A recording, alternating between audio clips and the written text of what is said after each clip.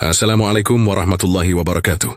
Semoga dimanapun kalian berada, selalu diberikan kesehatan, kelapangan rezeki, dan perlindungan dari segala hal yang buruk.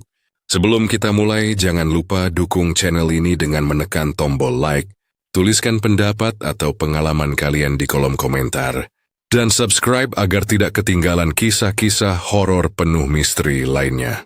Ada kalanya seseorang rela melakukan apa saja demi mempertahankan hartanya. Namun ketika jalan pintas dipilih dan nyawa orang yang tak bersalah dijadikan taruhan, yang datang bukan hanya kekayaan, melainkan juga sesuatu yang tak pernah bisa dihentikan. Inilah kisah tentang sebuah toko emas yang mendadak dipenuhi keberuntungan, hingga sebuah kesalahan besar mengubah semuanya menjadi mimpi buruk.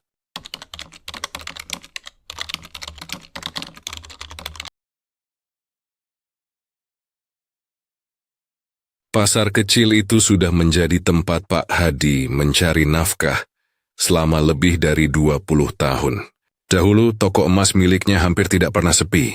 Setiap akhir pekan, warga dari kampung sekitar datang untuk membeli cincin pernikahan, gelang, atau sekadar memperbaiki perhiasan lama. Namun keadaan perlahan berubah. Harga kebutuhan pokok terus naik, sementara orang-orang mulai menahan pengeluaran. Etalase yang dulu dipenuhi calon pembeli kini lebih sering dipandangi orang yang hanya bertanya harga, lalu pergi dengan senyum canggung. Setiap malam, Pak Hadi duduk sendiri menghitung buku keuangan, yang semakin membuat dadanya sesak. Cicilan bank belum juga lunas. Tagihan kepada pemasok emas terus berdatangan. Sementara tabungan yang ia kumpulkan selama bertahun-tahun semakin menipis. Beberapa pegawai memilih mengundurkan diri karena gaji mereka sering terlambat dibayarkan. Tidak ada pertengkaran atau kemarahan. Mereka hanya pamit dengan wajah penuh rasa sungkan, seolah memahami bahwa keadaan memang sedang tidak baik. Kini hanya tersisa Rina, gadis yatim piatu yang sudah bekerja sejak masih belasan tahun.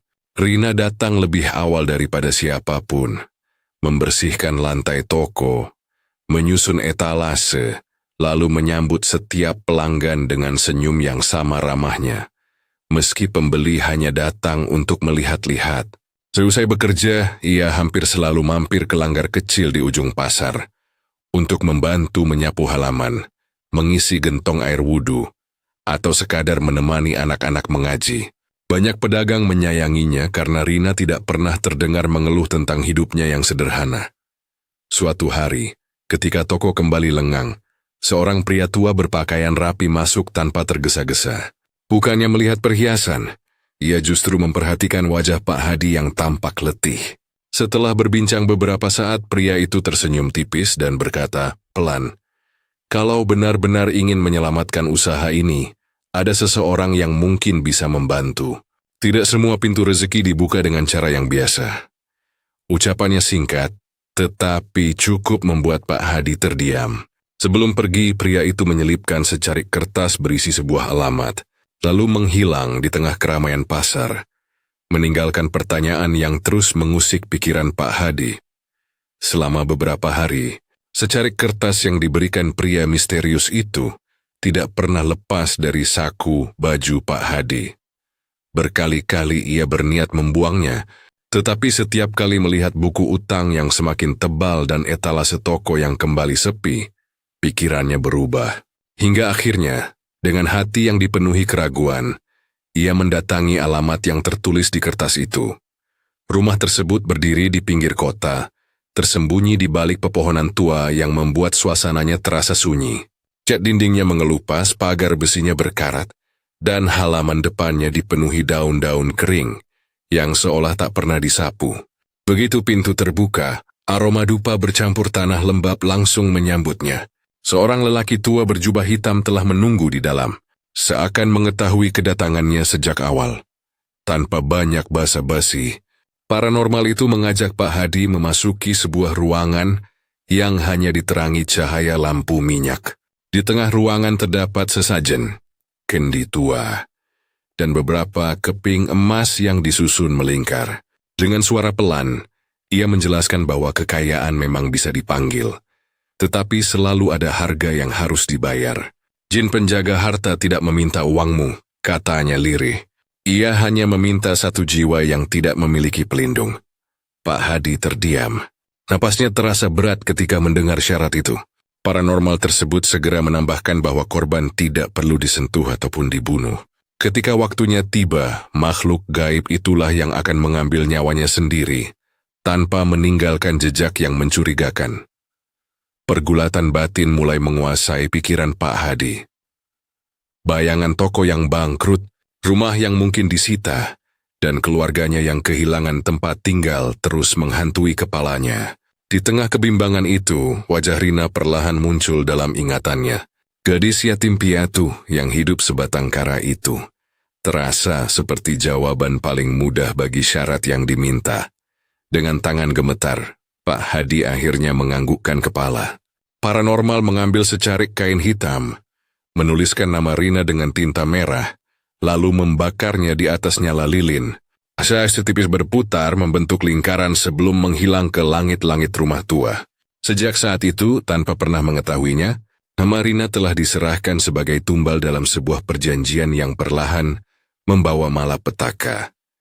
Tidak sampai 1 minggu sejak Pak Hadi pulang dari rumah tua itu, keadaan toko emas berubah dengan cara yang sulit dijelaskan. Sejak etalase dibuka, pembeli datang silih berganti. Ada yang membeli cincin, gelang, hingga kalung dalam jumlah yang tidak biasa. Beberapa pelanggan lama yang bertahun-tahun tidak pernah terlihat tiba-tiba kembali, bahkan membawa keluarga mereka. Pesanan perhiasan untuk acara pernikahan terus berdatangan, membuat Pak Hadi hampir tidak percaya dengan catatan penjualannya sendiri. Untuk pertama kalinya setelah sekian lama, wajahnya kembali dihiasi senyum lega. Keberhasilan itu segera menjadi bahan pembicaraan di seluruh pasar. Para pedagang menganggap Pak Hadi sedang dinaungi keberuntungan besar. Ada yang memujinya karena dianggap pandai bertahan di tengah sulitnya ekonomi. Tetapi, tidak sedikit yang memandang tokonya dengan rasa iri. Pak Hadi hanya menanggapi dengan senyum tipis. Meski jauh di dalam hatinya ia tahu bahwa keberuntungan itu datang bukan dari kerja keras semata. Di balik ramainya pelanggan, suasana toko perlahan berubah menjadi terasa asing. Suatu kali ketika Rina sedang membersihkan etalase, ia melihat pantulan seorang perempuan berdiri di belakangnya melalui cermin besar di dinding. Sosok itu mengenakan pakaian putih kusam dengan rambut panjang menutupi sebagian wajahnya. Rina spontan menoleh, tetapi ruangan di belakangnya kosong. Saat kembali melihat cermin, bayangan itu telah menghilang seolah tidak pernah ada. Keanehan lain mulai terdengar menjelang toko tutup. Dari dalam kotak penyimpanan emas muncul bunyi lirih yang berulang-ulang. Suaranya begitu pelan, menyerupai lantunan tasbih yang dibaca dari kejauhan. Ketika kotak dibuka, tidak ada apapun selain tumpukan perhiasan yang tersusun rapi. Bunyi itu pun mendadak berhenti. Beberapa hari berikutnya, perasaan tidak nyaman semakin sering menghampiri Rina. Saat sedang menyusun gelang di etalase atau menghitung stok cincin, ia berkali-kali merasa ada sepasang mata yang mengawasinya dari sudut ruangan. Kadang bulu kuduknya meremang tanpa sebab, membuatnya menoleh ke setiap sudut toko. Namun yang ia temukan hanya pantulan cermin dan etalase yang berkilau, diterpa cahaya lampu. Sementara itu Pak Hadi memilih memendam semua kegelisahannya. Baginya selama uang terus mengalir, ia berusaha meyakinkan diri bahwa semua keanehan itu hanyalah bayaran kecil yang harus diterima. Hari-hari berikutnya, suasana di sekitar toko emas Pak Hadi tidak lagi terasa biasa. Beberapa pedagang yang berjualan tepat di seberang toko mulai mengalami kejadian aneh. Seorang pegawai toko kain mengaku beberapa kali melihat bayangan hitam berdiri tepat di belakang Rina saat gadis itu sedang melayani pembeli. Anehnya, setiap kali ia mencoba memastikan dengan mendekat, bayangan itu lenyap begitu saja, seolah menyatu dengan dinding atau masuk ke dalam pantulan cermin. Awalnya cerita itu dianggap hanya khayalan, tetapi ketika 2 orang pedagang lain mengaku melihat sosok yang sama, bisik-bisik pun mulai menyebar di seluruh pasar.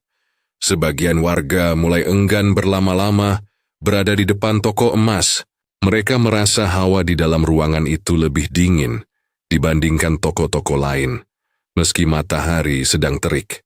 Beberapa pelanggan bahkan mengaku merinding tanpa sebab saat mencoba perhiasan di depan cermin. Pak Hadi mendengar semua cerita itu, tetapi memilih mengabaikannya. Baginya, selama toko tetap dipenuhi pembeli, ia tidak ingin memikirkan hal-hal yang bisa mengganggu pikirannya.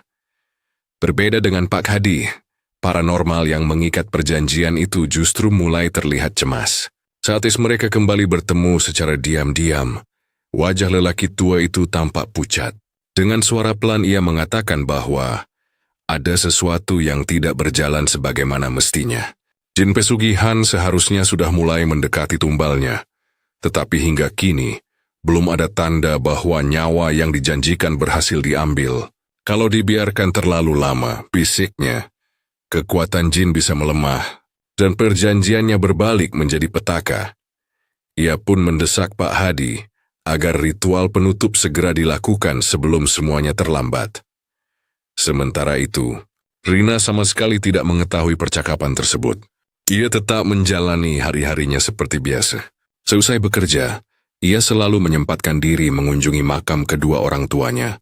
Dengan tenang ia membersihkan rumput liar, menaburkan bunga, lalu memanjatkan doa dalam diam. Dari sana ia melangkah ke langgar kecil di ujung pasar untuk menyapu lantai, mengisi tempat wudhu, dan membantu anak-anak yang sedang belajar mengaji. Kesederhanaan hidupnya membuat banyak orang menyayanginya. Tidak seorang pun menyadari bahwa di balik senyum tulus gadis yatim itu, ada sebuah perjanjian gelap yang diam-diam terus mengintai setiap langkahnya. Beberapa hari setelah pertemuan terakhir, paranormal itu mengirim pesan singkat kepada Pak Hadi. Isinya hanya satu kalimat. Malam ini perjanjian harus diselesaikan. Jangan sampai kau mengingkarinya. Sejak membaca pesan itu, hati Pak Hadi dipenuhi kegelisahan. Ia sempat berpikir untuk membatalkan semuanya, tetapi bayangan kehilangan toko yang baru saja kembali ramai, membuat langkahnya tetap menuju gudang penyimpanan emas di bagian belakang bangunan. Gudang itu biasanya digunakan untuk menyimpan berangkas, perhiasan cadangan dan dokumen penting.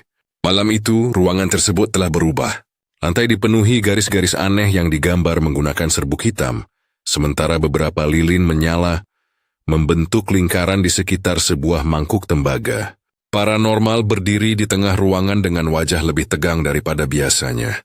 Dia meminta Pak Hadi tetap berada di dalam lingkaran, dan tidak mengucapkan sepatah kata pun apapun yang terjadi. Di saat yang sama, Rina menerima telepon dari Pak Hadi.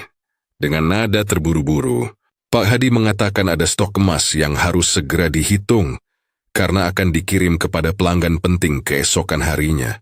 Tanpa rasa curiga, Rina segera kembali ke toko. Baginya, membantu menyelesaikan pekerjaan sudah menjadi tanggung jawab yang biasa ia lakukan. Ketika Rina melangkah memasuki gudang, suasana mendadak berubah. Udara yang semula biasa terasa sangat dingin, hingga napas mereka tampak samar. Lampu di langit-langit berkedip tidak beraturan, seolah aliran listrik sedang ditarik oleh sesuatu yang tak kasat mata.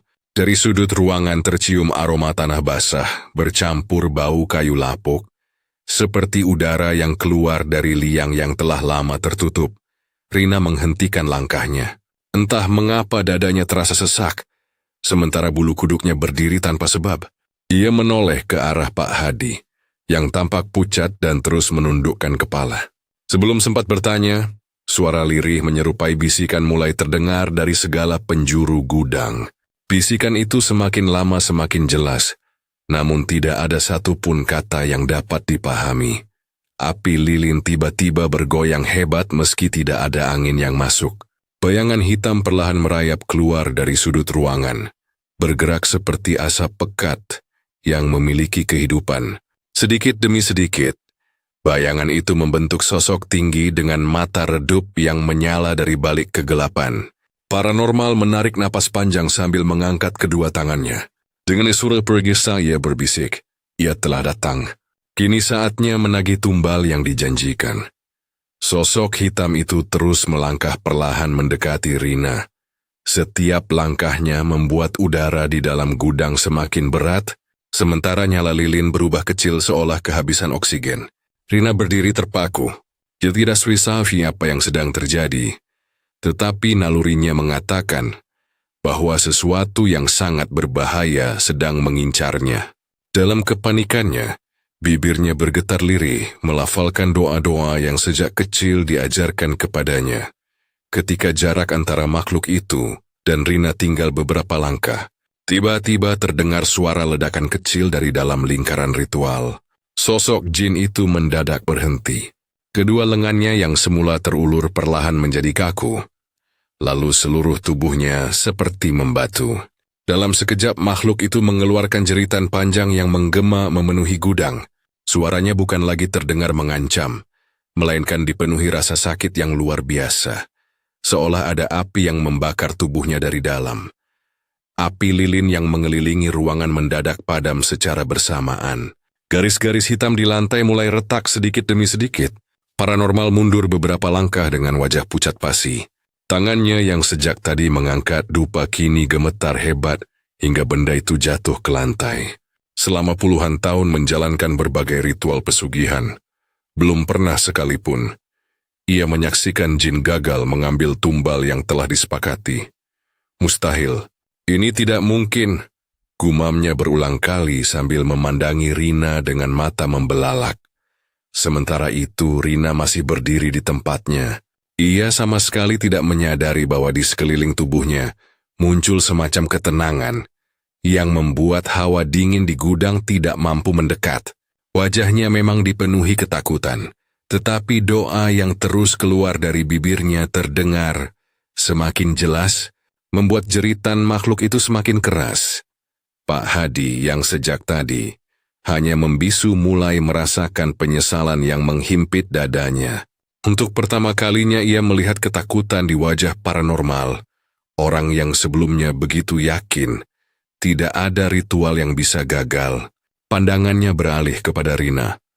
Gadis yatim yang selama ini dianggap tidak memiliki siapa-siapa, ternyata mampu membuat makhluk gaib yang begitu mengerikan tidak berdaya.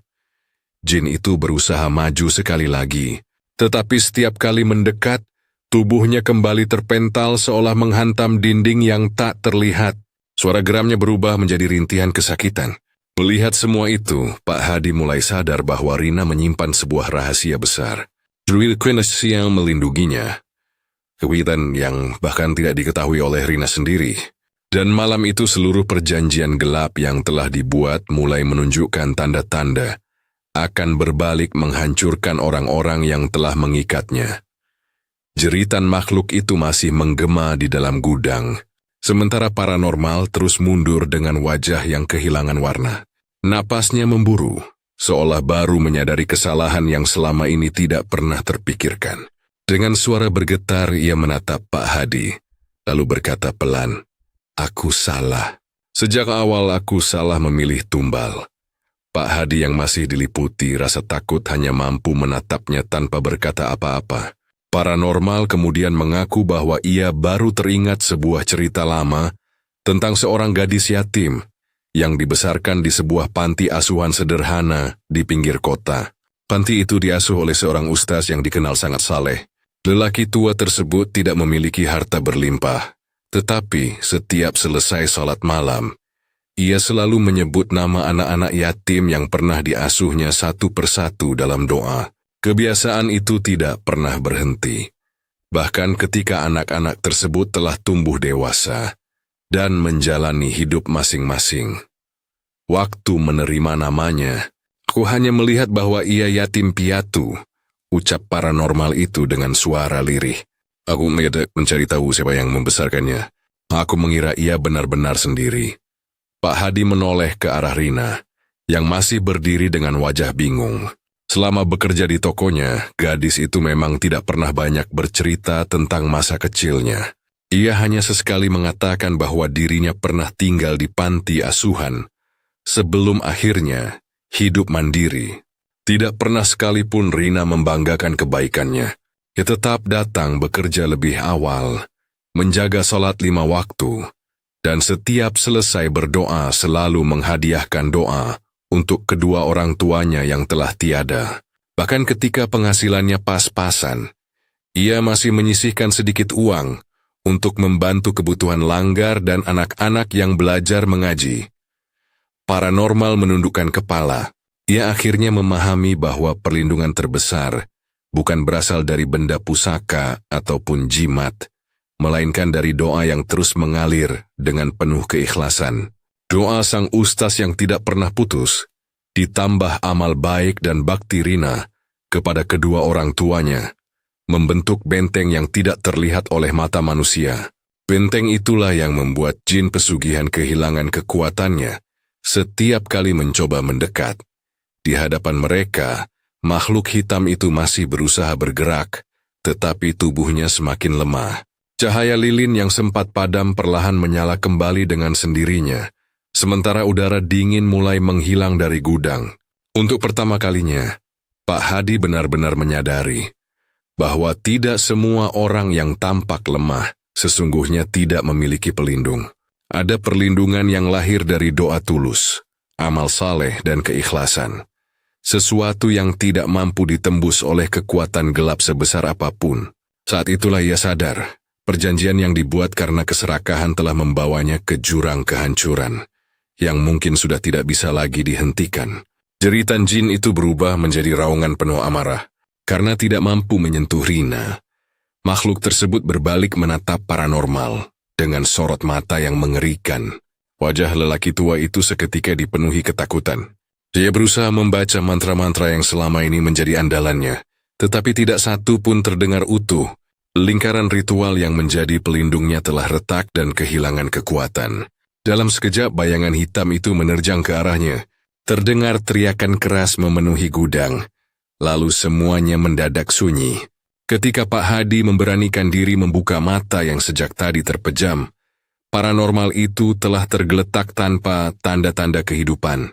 Wajahnya membeku dengan tatapan penuh ketakutan, seolah menyaksikan sesuatu yang tidak sanggup dijelaskan oleh kata-kata. Pak Hadi gemetar hebat. Penyesalan yang selama ini ia pendam, akhirnya berubah menjadi kenyataan yang tidak bisa dihindari. Ia segera membawa Rina keluar dari gudang dan memintanya pulang tanpa menjelaskan apapun. Rina yang masih kebingungan hanya menurut, meski banyak pertanyaan memenuhi pikirannya. Keesokan harinya, musibah demi musibah datang tanpa henti. Menjelang toko dibuka, api tiba-tiba muncul dari ruang penyimpanan emas. Tidak ada korsleting listrik, tidak ada kompor, dan tidak ada penyebab yang dapat ditemukan. Kobaran api membesar begitu cepat hingga menghanguskan seluruh brankas dan perhiasan di dalamnya. Anehnya, bangunan di sebelah kanan dan kiri hanya terkena sedikit asap. Sementara toko emas Pak Hadi habis dilalap api. Semua emas yang selama ini menjadi kebanggaannya lenyap tanpa sisa. Sejak kejadian itu, tidak ada lagi pelanggan yang berani datang. Warga pasar mulai menghindari bangunan yang kini dipenuhi jelaga hitam. Beberapa orang mengaku mendengar suara tasbih lirih dari balik etalase kosong ketika melewati toko tersebut. Ada pula yang melihat pantulan bayangan gelap di kaca yang sudah retak, meski tidak ada seorang pun berada di dalam. Merasa tidak sanggup lagi bekerja di tempat yang menyimpan. Begitu banyak kenangan buruk, Rina mengundurkan diri. Ia memilih menjalani hidup sederhana seperti sebelumnya. Setiap hari ia tetap datang ke Langgar untuk membantu membersihkan halaman, mengajar anak-anak mengaji, dan mengirimkan doa untuk kedua orang tuanya. Hatinya tetap tenang, meski ia tidak pernah benar-benar mengetahui bahwa dirinya hampir menjadi tumbal sebuah perjanjian gelap. Pak Hadi kehilangan bukan hanya seluruh hartanya, tetapi juga ketenangan hidup yang selama ini ia cari. Ia menyadari bahwa keserakahan telah membutakan hati dan membuatnya mengorbankan orang yang tidak bersalah. Sejak saat itu, warga pasar sering mengingat kisah toko emas yang pernah mendadak kaya lalu hancur dalam waktu singkat. Mereka percaya, rezeki yang diperoleh melalui jalan yang salah tidak akan pernah membawa keberkahan. Dan hingga kini, konon suara tasbih yang terdengar lirih dari balik etalase kosong masih menjadi pengingat bahwa setiap perjanjian dengan kegelapan selalu menagih harga yang jauh lebih mahal daripada keuntungan yang dijanjikan.